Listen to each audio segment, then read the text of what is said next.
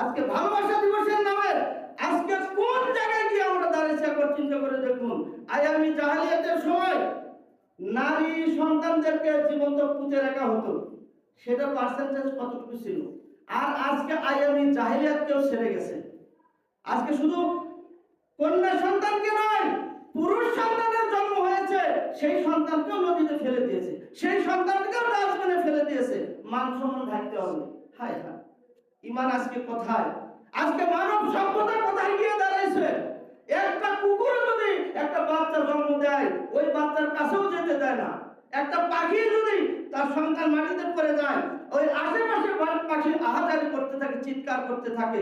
আজকে অবৈধ ভালোবাসায় কুরবানি হয়ে আজকে সন্তান, অবৈধ সন্তান ডাস্টবিনের মধ্যে ফেলে মা পালাইছে। সে কখনো তাকায় দেখে নাই যে সে সন্তানের অবস্থা কি। পশুপাখির চাইতেও এই মা বাপ আজকে নষ্ট পর্যায়ে চলে গেছে। ওই শিশু সন্তানের কি পাপ ছিল?